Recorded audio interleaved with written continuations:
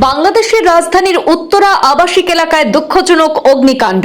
একমাত্র শিশুপুত্র সহ এক দম্পতির মৃত্যু হয়েছে। মৃতের সংখ্যা বেড়ে 6, আহত অন্তত 10 জন।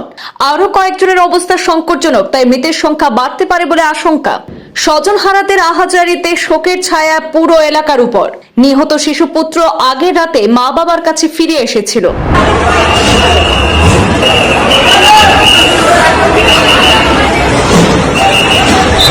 আরো একবার বিধ্বংসী অগ্নিকাণ্ডের ছায়া নেমেছে বাংলাদেশের রাজধানী ঢাকার উত্তরা আবাসিক এলাকায়।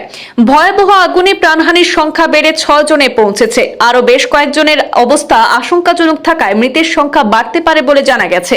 উত্তরা পশ্চিম থানার ভারপ্রাপ্ত কর্মকর্তা সূত্রে খবর যে আগুনে দগ্ধ হয়ে 6 জনের মৃত্যু হয়েছে এবং অন্তত 10 জনকে জীবিত উদ্ধার করা হয়েছে। আহতরা বিভিন্ন হাসপাতালে বার্ন ইউনিটে চিকিৎসাধীন রয়েছেন। নিহতদের মধ্যে 3 জনের পরিচয় নিশ্চিত হয়েছে। তারা হলেন কাজী ফজলে রাব্বি, বয়স 38 বছর, তার স্ত্রী আফরোজা আক্তার সুবর্ণা, বয়স 37 বছর এবং তাদের 2 বছর বয়সী শিশু কাজী ফায়াজ রিশান।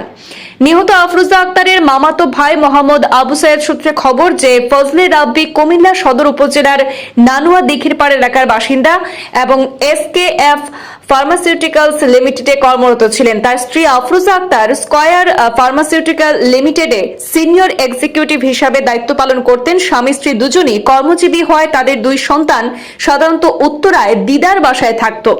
ফায়ার সার্ভিস সূত্রে জানা গেছে যে আজ শুক্রবার সকালে উত্তরা 11 নম্বর সেক্টরের 18 নম্বর রোডের একটি আবাসিক ভবনের 2য় তলায় আগুনের সূত্রপাত হয়। মিডিয়া কর্মকর্তা সূত্রে খবর যে তারা খবর পেয়ে তড়িঘড়ি ইউনিট নিয়ে ঘটনাস্থলে পৌঁছান এবং উত্তরা ফায়ার স্টেশনের 2টি ইউনিট আগুন নিয়ন্ত্রণে কাজ করে। সকাল 8:25 আগুন আংশিকভাবে নিয়ন্ত্রণে আসে এবং 2 ঘন্টার প্রচেষ্টার পর সেখানে সকাল 10টার দিকে সম্পূর্ণভাবে আগুন নিয়ন্ত্রণে আনা সম্ভব হয়। অগ্নিকাণ্ডের কারণ এবং ক্ষয়ক্ষতির পরিমাণ জানতে তদন্ত কার্যক্রম চলছে এবং ফায়ার সার্ভিস ও পুলিশ এই বিষয়ে কাজ করছে বলে জানা গেছে।